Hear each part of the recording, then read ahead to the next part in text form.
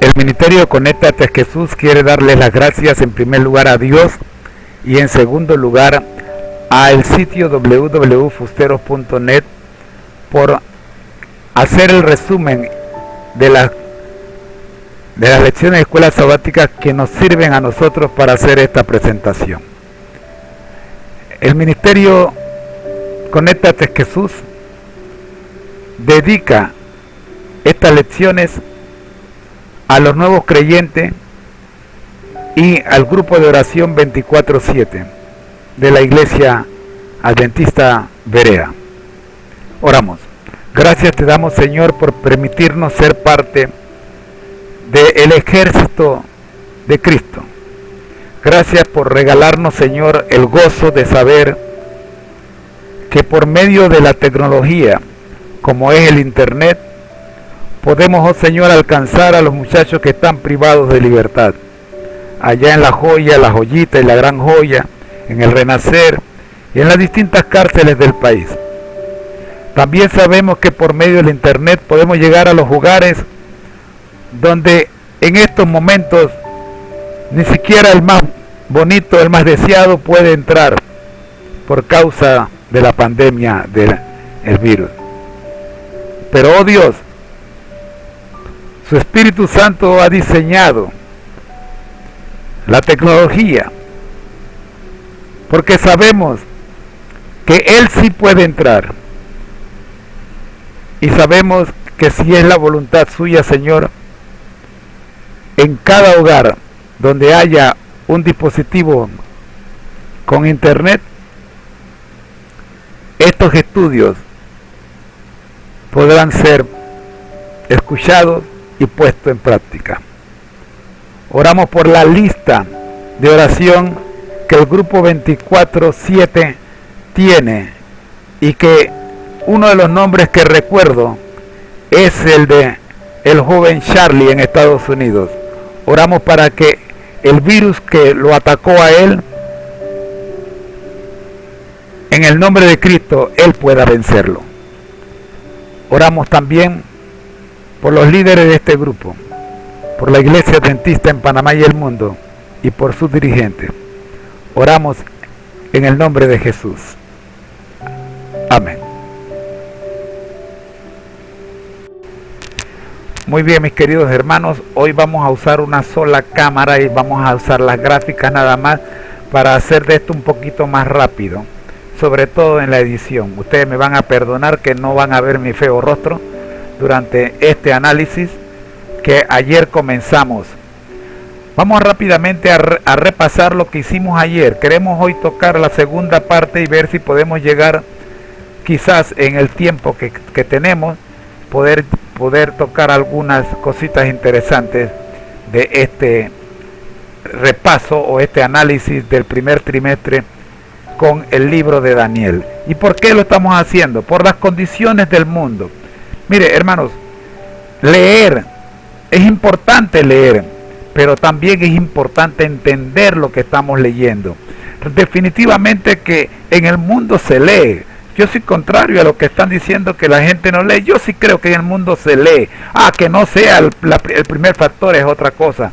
Pero lo que tenemos que ver es cuánto se lee y si se entiende lo que se está leyendo. Bien, comencemos.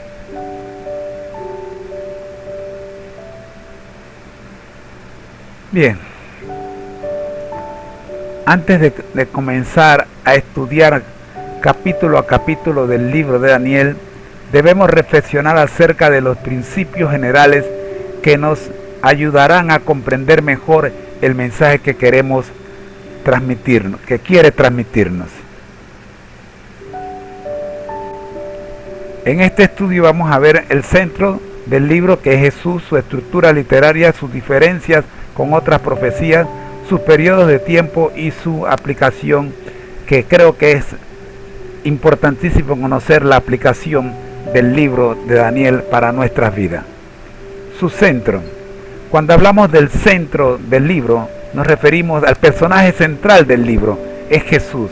Escudriñad las escrituras porque a vosotros os parece que en ellas tenéis la vida eterna y ellas son las que dan testimonio de mí. Juan 5:39.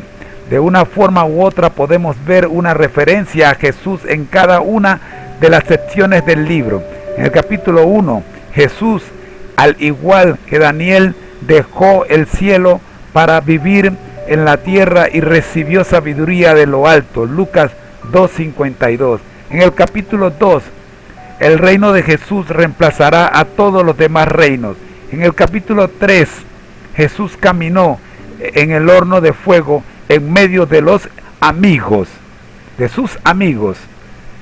Y en el capítulo 4, Jesús retira a Nabucodonosor su reino por un tiempo para que comprenda que Él gobierna sobre todo. Y que esperamos que nosotros también entendamos que Jesús gobierna sobre todo. En el capítulo 5, Jesús, el juicio y muerte de Belsasar y la caída de Babilonia muestra la victoria de Jesús en el tiempo del fin. En el capítulo 6, el complot contra Daniel se asemeja al complot de los sacerdotes y fariseos contra Jesús mismo. En el capítulo 7, relata cómo Jesús, el Hijo del Hombre, recibe el reino y reina sobre su pueblo. En el capítulo 8, muestra a Jesús como el sumo sacerdote del santuario celestial. Importantísimo saber que Jesús es el sumo sacerdote. Y recordemos que el santuario celestial es una doctrina que solo la enseña la Iglesia Adventista del Séptimo Día. Y eso hace una gran diferencia. En el capítulo 9, Jesús es el sacrificio del nuevo pacto entre Dios y su pueblo. Llegamos a los capítulos 10, 11 y 12, donde Jesús es el comandante y jefe que lucha contra las fuerzas del mal y rescata a su pueblo. El versículo dice lo siguiente, versículo 1 del capítulo 12: en aquel tiempo se levantará Miguel, el gran príncipe que está de parte de los hijos de tu pueblo, y será tiempo de angustia cual nunca fue que hubo gente hasta entonces, pero en aquel tiempo será libertado tu pueblo, todos los que se hallen escritos en el libro. Muy bien. Llegamos entonces a la estructura del libro. Cuando hablamos de la estructura del libro, tenemos que recordar que el libro de Daniel fue escrito en hebreo y arameo. La sección escrita en arameo abarca los capítulos 2 al 7. Estos capítulos tienen una estructura claramente paralela. El capítulo 2 y el capítulo 7 presentan la visión de los imperios mundiales.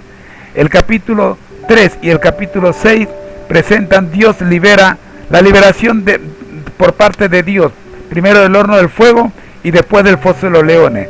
Y el capítulo 4 y el capítulo 5 presentan juicio primero contra Nabucodonosor y segundo contra Belsasar. Tanto aquí como en las secciones proféticas se muestra la soberanía de Dios sobre las naciones. A través de la repetición, Él muestra el juicio de este mundo y el establecimiento de su reino eterno. En las figuras que nos presentan a continuación, vemos el capítulo 10, aparece la estatua con Babilonia, que es la cabeza, los medo-persas, que es los pechos y los brazos, Grecia, que es el vientre, Roma, que representa las piernas, y el reino europeo, que representan los pies. Finalmente, el reino eterno, que es representado por la piedra. La misma representación, pero con 4 animales, aparece en el capítulo 7, y aquí se suma lo que es la muerte de la bestia. Y luego, en el capítulo 8 y 9, en los capítulos 8 y 9 aparece la misma representación, pero ya no aparece Babilonia, pero sí aparece un cuerno pequeño que emite un juicio, habla de un juicio, y 2300 tardes y mañanas que también hablan lo mismo. Y terminamos con los capítulos 10 al 12 refiriendo lo mismo, mencionando a la Roma pagana y papal, que la mencionó también en el capítulo 8 al 9. Y finalmente Miguel se levanta. Pasamos entonces a la diferencia entre las profecías. Un leopardo con 4 alas y 4 cabezas. Este tipo de visiones irreales son una característica que diferencia a las profecías denominadas apocalípticas de las profecías clásicas. Aunque a veces contenían visiones y símbolos basados en esas cosas reales, las profecías dadas por profetas como Isaías o Jeremías están determinadas a transmitir la palabra de Jehová. Su cumplimiento estaba condicionado por la respuesta de las personas. Véase el caso de Jonás. Las profecías de Daniel son incondicionales. Muestran el plan de Dios sobre las naciones independientemente de la respuesta o actitud de las personas que involucran. Sus periodos de tiempo. Podemos ver que hay 3 formas principales de enfocar la interpretación de las profecías de Daniel. Primero, el preterismo. Todos los acontecimientos ocurrieron en el pasado, presuponiendo que Daniel se escribió en el siglo segundo antes de Cristo. Segundo, el futurismo. Todos los acontecimientos ocurrirán en el tiempo del fin. Y tercero, el historicismo. Se presenta el desarrollo de la historia humana desde Daniel hasta el tiempo del fin. Cuando el libro de Daniel se escribió en el siglo sexto antes de Cristo, debemos desechar, como el libro de Daniel se escribió en el siglo sexto antes de Cristo, debemos desechar la interpretación preterista. La interpretación futurista queda a libre imaginación del intérprete. Veamos a ver entonces la interpretación histórica de los símbolos de Daniel. Es consistente por diversas razones. Primero, la secuencia de los imperios repetida en Daniel 2, 7 y 8 es coherente con la historia. Segundo, los periodos de tiempo como 1260 días o 490 años pueden aplicarse a la historia según el principio día por año. Tercero, Jesús aplicó Daniel 9, 26, 27 a la destrucción de Jerusalén en Mateo 24, 15 al 16 y Lucas 21, 20 al 22. Tercero, tanto los padres de la iglesia como los reformadores utilizaron el enfoque historicista. Y por último, muestra cómo Dios obra a lo largo de los siglos de la historia humana hasta consumar el plan de salvación. Muy bien, su aplicación a nuestra vida. El libro de Daniel contiene lecciones importantes para las personas de este siglo. Primero, Dios es soberano en nuestra vida. Se preocupa por cada uno de nosotros. Nos acompaña especialmente en nuestras pruebas y tentaciones. Segundo, Dios dirige el curso de la historia. Domina el flujo de la historia. De una forma silenciosa y paciente, ejecuta sus planes en la historia de las naciones. Puede que no le guste la idea, pero Dios tiene el control. Dios ofrece un modelo a seguir a su pueblo del tiempo del fin. No comprometamos nuestra fe. Permanezcamos fieles a nuestro compromiso con Dios. Seamos útiles al Estado y a la sociedad. ¿Qué les parece si cerramos este análisis de la lección número 1 con una cita de El Cristo Triunfante, 22 de junio, de Elena G. de White? El profeta Daniel describió los reinos que habrían de surgir y caer. Al interpretar al rey de Babilonia el sueño de la gran imagen, le dijo a Nabucodonosor que su reino sería sustituido. La grandeza y los poderes en el mundo de Dios tienen su hora. Un nuevo reino se levantaría y también tendría su periodo de prueba para determinar si su pueblo enaltecería al único gobernante, el único y verdadero Dios. De no hacerlo, su gloria se desvanecería y un tercer reino ocuparía su lugar. probado por su manifestación de obediencia o desobediencia. También habría de pasar, y entonces un cuarto poder, fuerte como el hierro, haría de someter a las naciones del mundo. Esta palabra revelada por el Dios infinito a un hombre finito, registrada en las páginas proféticas y esbozada en las páginas de la historia, declara que Dios es el poder gobernante. Dios bendiga su iglesia, Dios bendiga su pueblo. Hermanos míos, no tenemos nada de qué temer, a menos que olvidemos la historia. Lo dijo Elena G. de White, y yo solamente lo recuerdo. Hasta aquí hemos llegado, hemos hecho un resumen del análisis que ayer hicimos, y damos gracias a Dios por esto. Gracias, Señor, por permitirnos este resumen. Esperamos que este resumen de la primera parte del análisis del trimestre pues les sirva a los hermanos que están estudiando con nosotros.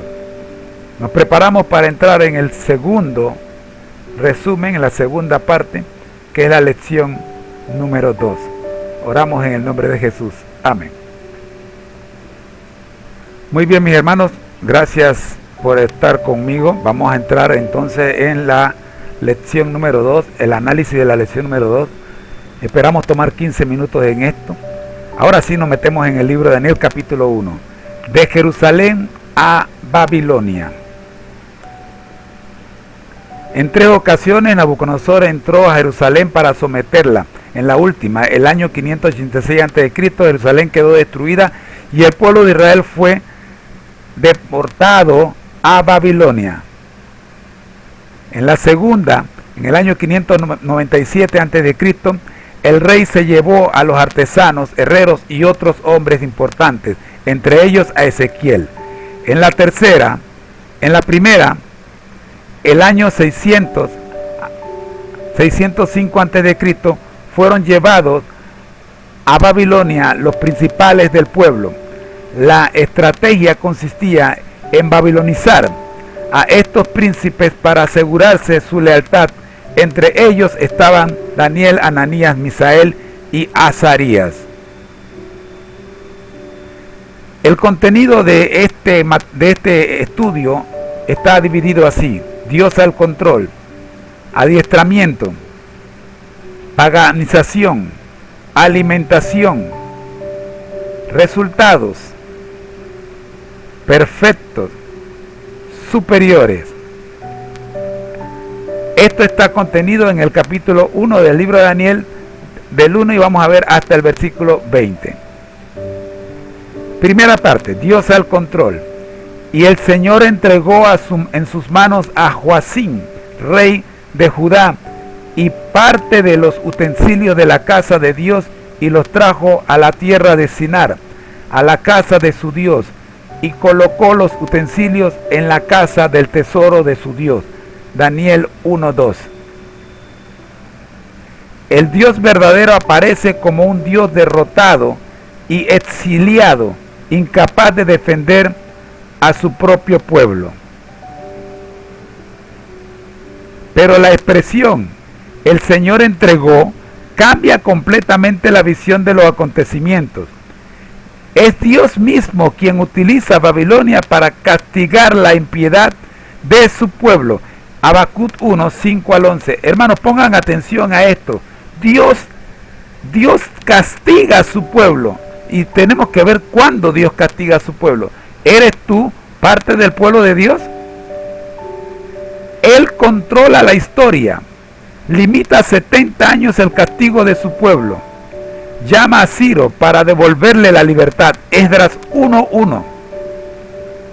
Tenemos la seguridad de que Dios seguirá controlando los acontecimientos de la historia y protegiendo a su pueblo hasta el fin. Y estamos en el siglo XXI, hasta su venida en gloria y más allá. Dios protegerá a su pueblo. ¿Amén o no amén? Paganización. A estos el jefe de los eunucos puso nombres. Puso a Daniel Belsasar, a Ananías Sadrat, a Misael Mesat y a Azarías Abednego. Daniel 1:7. ¿Cuál era la intención? Para convertir a los principales hebreos en súbditos leales de Nabucodonosor, tenía que cambiarle su forma de pensar y de adorar. Cambió su residencia de humilde ciudad de Jerusalén a la opulenta ciudad de Babilonia. Cambió sus nombres para asociar su identidad con la de los dioses babilónicos. Cambió su educación para que aprendiesen la cultura y la religión babilónica. Cambió su alimentación para que participasen activamente en la adoración de los dioses de Babilonia. Cada punto importante lo cambió. Aceptar estos cambios los convertiría en funcionarios reales. Comprometerían sus principios a cambio de una vida fácil y cómoda. Eso estaba en juego. Por eso cambió sus nombres, cambió su alimentación, cambió su educación, cambió todo lo que ellos habían aprendido en Jerusalén. Pero la pregunta es, ¿comprometerían sus principios a cambio de una vida fácil y cómoda? ¿Qué haría usted? ¿Qué haría usted? Está en el palacio del rey y el rey le ofrece una mejor alimentación según el juicio del rey. Y Daniel propuso, la respuesta de Daniel fue la siguiente: y Daniel propuso en su corazón no contaminarse con la porción de la comida del rey, ni con el vino que él bebía. Pidió por lo tanto al jefe de los eunucos que no se le obligase a contaminarse. Esa fue la respuesta de Daniel. Aparentemente, nada podían hacer los jóvenes hebreos ante los cambios a los que iban a ser sometidos. Estaban detenidos, eran presos. Un preso no puede hacer lo que le da la gana. Tiene que seguir las órdenes del encargado de la prisión. Pero Daniel no estuvo dispuesto a ceder en aquello que estaba en oposición a su fe. Estaba preso, pero él sabía que Dios estaba al control. ¿Me está captando? Los alimentos del rey incluían carnes que estaban prohibidas para Dios. Levítico 11. Estos habían sido ofrecidos a los dioses babilonios. Participar de ellos implicaba adorar a estos dioses. Hebreos 15, 28 al 29. Daniel estaba preso, pero sabía que el que tenía el control de su vida y de lo que estaba pasando era Dios. Daniel sugirió una dieta que evitaba ambos problemas. Además, solicitó una bebida que le permitiese pensar con claridad.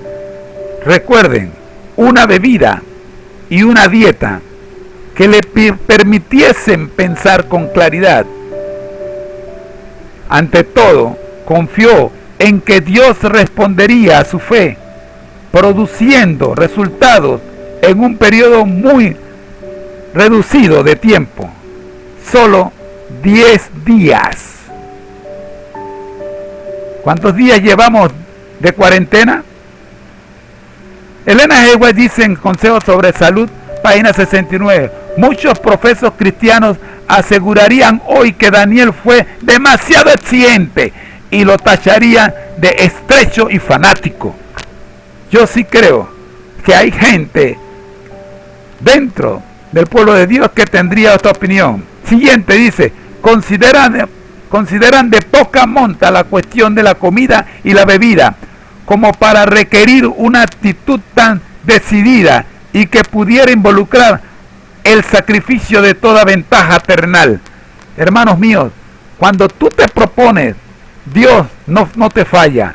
Pero los que razonan de esta manera se darán cuenta en el día del juicio que se habían alejado de los expresos requerimientos divinos y habían establecido su propio juicio como moral de lo bueno y lo malo. ¿Por qué esperar al día del juicio? Entonces comprenderán que lo que para ellos parecía sin importancia era de suma importancia ante los ojos de Dios. ¿Qué te parece si haces un cambio en tu dieta hoy? Ok, si no estás convencido de que Dios lo pide así, no te va a ir mal. Perfectos. A estos 4 muchachos Dios le dio conocimiento e inteligencia en todas las letras y ciencias. Y Daniel tuvo entendimiento en toda visión y sueño. Daniel 1:17. Aspenaz seleccionó jóvenes sin ningún defecto. Daniel 1:4. Simbólicamente Nabucodonosor ofrecía así un sacrificio de acción de gracia a su dios Marduk. Nabucodonosor representa a Lucifer cuando exige las mismas características en los jóvenes que Jesús en los corderos que le eran sacrificados.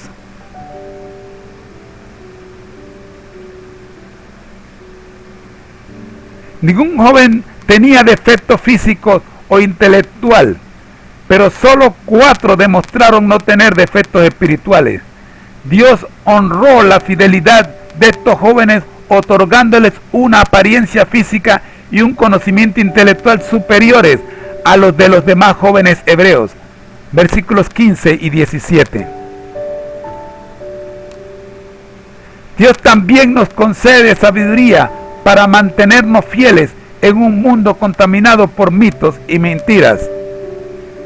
El rey de los interrogó y en todos los temas que requerían la sabiduría y el discernimiento los halló 10 veces más inteligentes que todos los magos y hechiceros de su reino. Daniel 1:20. Los conocimientos que adquirieron incluían conceptos en los que no creían. Igualmente, hoy tenemos que adquirir los conocimientos erróneos que la ciencia actual enseña como ciertos. Debido a las decisiones que tomaron para defender su fe, Dios los pudo bendecir dándoles una capacidad intelectual superior. Pasaron su examen con matrícula de honor. De su experiencia aprendemos que, primero, Dios controla la historia. Hermanos míos, vuelvo a repetirlo, Dios controla la historia. Segundo, Dios da sabiduría para entender el ambiente hostil que nos rodea. Y tercero, Dios honra a los que deciden obedecerle en cualquier circunstancia. Del libro de la educación cristiana, la página 266 nos dice: Daniel estuvo sujeto a las más severas tentaciones que puedan asaltar a los jóvenes de hoy. Con todo fue fiel a la instrucción religiosa que recibió en la infancia. Estuvo rodeado de influencias calculadas para trastornar a quienes vacilasen entre los principios y la inclinación. Pero no obstante, la palabra de Dios lo presenta como un personaje intachable. Daniel no osó confiar en su propio poder moral. La oración era una necesidad para él. Hizo a Dios su fortaleza y el temor de Dios estaba de continuo delante de él en todos los asuntos de su vida. Esta ha sido una producción original de la familia de www.fusteros.net. Adaptación para toda la tercera edad del ministerio www.conectateajesús.es.tl. Gracias, Señor, por acompañarnos en este breve análisis de la cartilla del primer trimestre. Sobre todo hacemos el análisis, Señor, porque esta cartilla fue preparada con más de 5 años de anticipación y no nos queda la menor duda de que fue preparada por usted, Señor, porque era el único que sabía que justamente esto es lo que necesitábamos para estos primeros 3 meses del año 2020. Oramos, buen Dios, por Panamá y por el mundo. Oramos por la iglesia a nivel mundial y oramos por nuestras familias. Mi esposa, mi mamá, mi papá, mi suegro, mis hermanos, mis sobrinos, todos, mis primos todos. Oramos por mis hermanos de iglesia. Oramos por el grupo de oración 24/7, al cual le dedicamos este trabajo. Gracias, Dios, por el liderazgo tanto religioso como político que tenemos en Panamá. Oramos, buen Dios, porque queremos que podamos ver, que el pueblo pueda ver y entender lo que está pasando y que usted tiene el control. Una vez más oramos por la señora Marta Cochés, quien estudia estos temas cada vez que se los mandamos, pero es paciente del oncológico y necesita de usted, Señor, muchas bendiciones. Oramos por ella en el nombre de Jesús. Amén. Gracias, mis hermanos. Gracias por aceptarnos en este estudio. Nos vemos mañana con el siguiente análisis. Vamos a tratar de hacer el análisis de 2 días, 2 semanas cada día. De esa manera esperamos terminar en una semana el análisis de las 3 selecciones de la cartilla. Oramos en el nombre de Jesús. Manténganse conectados a Jesús, siempre gozosos. Fue su hermano en Cristo, José Moreno. Dios les bendiga.